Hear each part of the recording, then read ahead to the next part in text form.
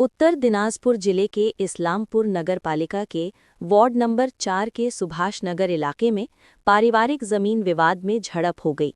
इस घटना में एक व्यक्ति गंभीर रूप से घायल हो गया। घायल व्यक्ति को स्थानीय लोगों ने रेस्क्यू करके इलाज के लिए इस्लामपुर अनुमंडल अस्पताल ले गए। घटना को लेकर इलाके में तनाव फैल गया। सूचना मिलने के बाद इस्लामपुर पुलिस मौके पर पहुंची। पुलिस ने मौके से एक आरोपी युवक को डिटेन कर लिया और उसे थाने ले गई और पूरी घटना की जांच शुरू कर दी है।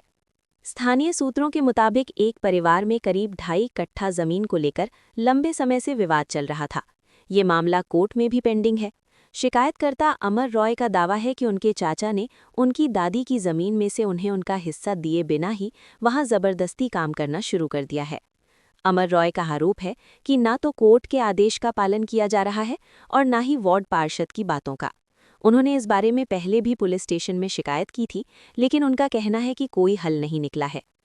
शिकायत के मुताबिक मंगलवार शाम को चाचा जमीन पर काम कर रहे थे। जब उन्होंने उन्हें रोकने की कोशिश की तो चाचा के बेटे राजा रॉय ने कथित तौर पर उनके सिर पर धारदार हथियार से वार किया। इसके बाद उन्हें गंभीर रूप से घायल हालत में रेस्क्यू किया गया और अस्पताल में भर्ती कराया गया। इस घटना में अमर रॉय ने इस्लामपुर पुलिस स्टेशन में लिखित शिकायत दर्ज कराई है। पुलिस ने पूरी घटना की जांच शुरू कर दी है। हालांकि इस मामले में दूसरे पक्ष की प्रतिक्रिया नहीं जानी जा सकी है। আরাধনা সাহা কি হয়েছিল? এটা হচ্ছে আমার ঠাকুমার জমি, যেটা হচ্ছে ভাগ হয়নি। আমার বাবারা 3 ভাই, ওটা কোনো ভাগ হয়নি। আমার বাবা যেহেতু মারা গিয়েছে, আমাদের 2 ভাই বোনের যে জায়গাটা আছে সেটা ওরা দখল করে নিয়েছে। 3 ভাগ না করে 2 ভাগ করে ওরা ঘর বানানো শুরু করেছে। এখানে কেস করা হয়েছে, পুলিশ গিয়ে আটকেছে, আমাদের কাউন্সিলর স্যার গিয়ে বাধ্য দিয়েছে, তারপরে ওরা জোর করে ঘরে। তারপর আজকে গিয়েছি আমরা, যখন আমি এসেছি আমার শ্বশুরবাড়ির থেকে, আমি যাওয়ার পর আমার দাদাকে ওরা মারধর করেছে। আমার কাকার ছেলে সে হচ্ছে পাথর দিয়ে আর রড দিয়ে মাথার মধ্যে মেরে মাথা ফাটিয়ে দিয়েছে। কে মেরেছে তার নাম? রাজা রয়। আপনারা কি কোর্টে কেস করেছিলেন? হ্যাঁ, কোর্টের কেস করেছি, কোর্টের কাগজপত্র সব আছে। মানে কোর্টকেও মানছে না? না, কোর্টকেও মানছে না, পুলিশকেও মানছে না, কাউন্সিলর স্যারকেও মানছে না, কাউকেই মানছে না ওরা। এখন আপনারা কি চাচ্ছেন? আমরা চাচ্ছি যে আমাদের বিচার হোক। আমার বাবার যেমন ওরা নিজের বাবার হিস্সা পাচ্ছে, আমিও পাবো। আমার বাবার হিস্সা তো আমাকে দিতেই হবে। সেই হিস্সা আমাকে দিক, আমার যেটুকু ভাগ হবে সেই ভাগ করে আমাকে দিবে জায়গা। আর আমার দাদাকে ওইভাবে মেরেছে, তার বিচার চাই। আপনি কি থানা কমপ্লেন করবেন? হ্যাঁ, থানার কমপ্লেনে যে কাগজ রয়েছে এগুলো নিয়ে আমরা জমা দেবো এখন থানায়। নামে আমার ঠাকুমার নামে আছে, তো 3 হিস্সা হবে।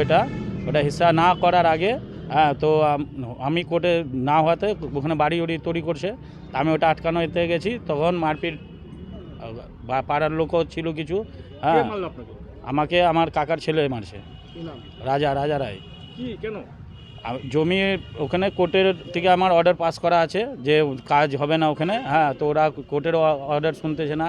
থানা নিয়ে গেছি, থানার পুলিশে আটকায় দিচ্ছে, তারপরে আবার পরের দিন থেকে কাজ চালু করে দিচ্ছে।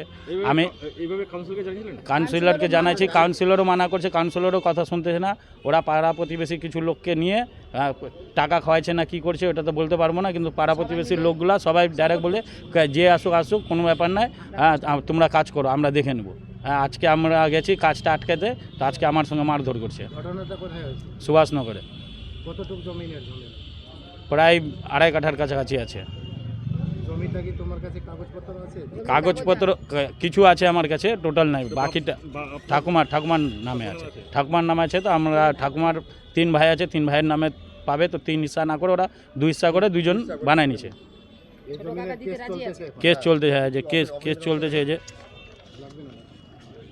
কেস চলতেছে আমার কাছে।